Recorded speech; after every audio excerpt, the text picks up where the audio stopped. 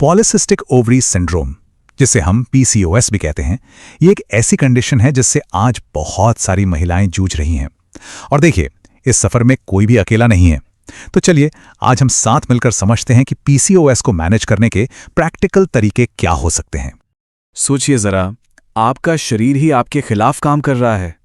ये सिर्फ कुछ शब्द नहीं है ना?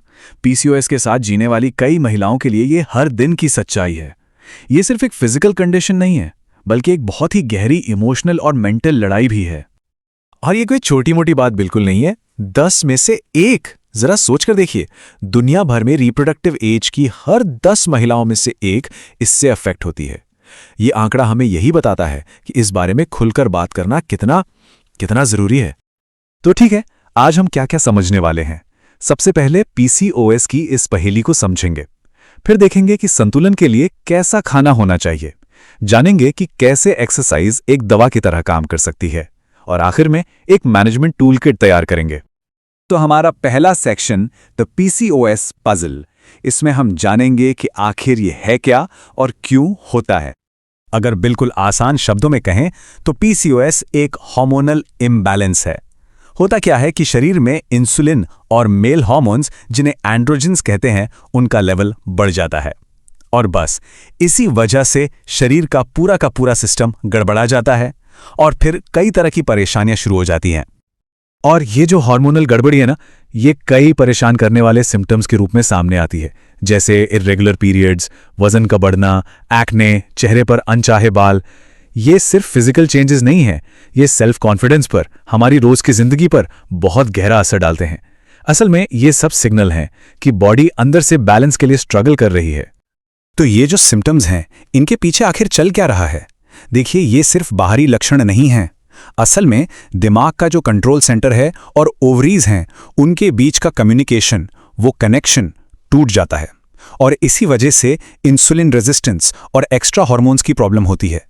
यही है सभी लक्षणों की असली जड़। और ये सिर्फ किसी एक देश की कहानी नहीं है, ये एक ग्लोबल इशू है।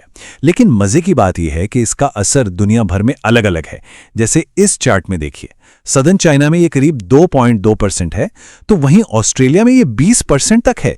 ये इतना बड़ा डिफरेंस हमें सोचने पर मजबूर करता है कि आखिर ज्योग्राफी और लाइफस्टाइल का इसमें कितना बड़ा रोल हो सकता है। तो चलिए, प्रॉब्लम तो हमने समझ ली, अब बात करते हैं सोल्यूशन की। और अच्छी खबर यह है कि सोल्यूशन की शुरुआत हमारे किचन से ही होती है। सही डाइट पीसीओएस को मैनेज करने में एक बहुत पावरफुल टूल है। यहां एक बहुत जरूरी बात समझनी होगी। पीसीओएस फ्रेंडली डाइट का गोल सिर्फ वजन घटाना नहीं होता। इसका असली मकसद है 2 मेन प्रॉब्लम्स पर काम करना। एक, बॉडी की इंसुलिन सेंसिटिविटी को इंप्रूव करना, और दूसरा, अंदरूनी इन्फ्लेमेशन यानी सूजन को कम करना, क्योंकि यही तो रूट कॉज है। तो ये टेबल हमें एक क्लियर रोड मैप देता है, क्या खाना है और क्या अवॉइड करना है। जैसे कार्ब्स में हमें ब्राउन राइस या बाजरा जैसे लो जीआई फूड्स चुनने हैं। क्यों? क्योंकि ये धीरे धीरे एनर्जी रिलीज करते हैं, जिससे ब्लड शुगर स्टेबल रहता है, व्हाइट ब्रेड की तरह एकदम से स्पाइक नहीं करता। इसी तरह प्रोटीन में चिकन, दालें, और फैट्स में एवोकाडो, नट्स जैसे हेल्दी फैट्स, ये सब इन्फ्लेमेशन से लड़ते हैं। It's all about creating a balance. और ये पिक्चर ये सब कुछ कह देती है। एक तरफ है वो खाना जो बॉडी को हील करता है, उसे नरिश करता है, और दूसरी तरफ वो खाना है जो इन्फ्लेमेशन और इंसुलिन रेजिस्टेंस को और बढ़ाता है। चॉइस पूरी तरह से हमारी है।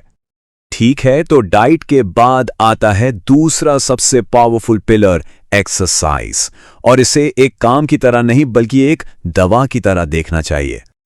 जब रेगुलर एक्सरसाइज की जाती है तो बॉडी के अंदर वाकई में जादू होता है। ये सिर्फ वजन कंट्रोल करने के लिए नहीं है, ये सीधे हार्मोनल लेवल पे काम करता है। ये इंसुलिन को बेटर तरीके से काम करने में हेल्प करता है, स्ट्रेस हार्मोन कॉर्टिसोल को कम करता है, जिससे फिजिकली और मेंटली दोनों तरह से बेहतर महसूस होता है। तो एक इफेक्टिव रूटीन के लिए इन तीनों का कॉम्बिनेशन बहुत जरूरी है। मेटाबॉलिज्म के लिए कार्डियो, मसल्स और इंसुलिन सेंसिटिविटी के लिए स्ट्रेंथ ट्रेनिंग, और स्ट्रेस कम करने के लिए योगा जैसे माइंड बॉडी एक्सरसाइजेज। जब ये तीनों साथ मिलते हैं तो रिजल्ट्स कमाल के होते हैं। और देखिए, शुरू करने के लिए किसी जिम जाने की भी जरूरत नहीं है। ये एक सिंपल सा आइडिया है जिसे आज ही घर पर ट्राई किया जा सकता है। 15 मिनट डांसिंग, कुछ स्क्वाट्स और 2 मिनट बटरफ्लाई पोज में, बस एक बढ़िया शुरुआत के लिए इतना काफी है। चलिए अब इन सब पीसेस को जोड़ते हैं और अपनी खुद की मैनेजमेंट टूल किट बनाते हैं। और याद रहे, ये कुछ दिनों की डाइट या एक्सरसाइज नहीं है, ये एक सस्टेनेबल लाइफस्टाइल बनाने के बारे में है। डाइट और एक्सरसाइज के साथ साथ आयुर्वेद और योग जैसे होलिस्टिक अप्रोचेस भी बहुत हेल्प कर सकते हैं। ये सिर्फ सिम्टम्स पर काम नहीं करते, बल्कि ब्रीदिंग और मेडिटेशन के जरिए स्ट्रेस लेवल को कम करते हैं और बॉडी को उसके नेचुरल बैलेंस में वापस लाने में मदद करते हैं। तो इस पूरी बातचीत से हमें क्या लेकर जाना है? पहली बात, एक हेल्दी डाइट, ये फाउंडेशन है। दूसरी, ब्लड शुगर को स्टेबल रखने के लिए दिन में कई बार छोटे छोटे मील्स लें। और सबसे जरूरी बात, परफेक्शन के पीछे मत भागिए। हर दिन छोटे छोटे कंसिस्टेंट कदम उठाना, वही सबसे बड़ी स्ट्रेंथ है। और हम इस सवाल के साथ आज की बात खत्म करते हैं कि आज अपने स्वास्थ्य के लिए एक छोटा सा पॉजिटिव कदम क्या उठाया जा सकता है। ये बड़े बड़े चेंजेस के बारे में नहीं है, ये आज उठाए गए एक छोटे से स्टेप के बारे में है। चाहे वो 10 मिनट की वॉक हो या मीठे ड्रिंक की जगह सिर्फ पानी पीना, हर छोटा कदम काउंट करता है।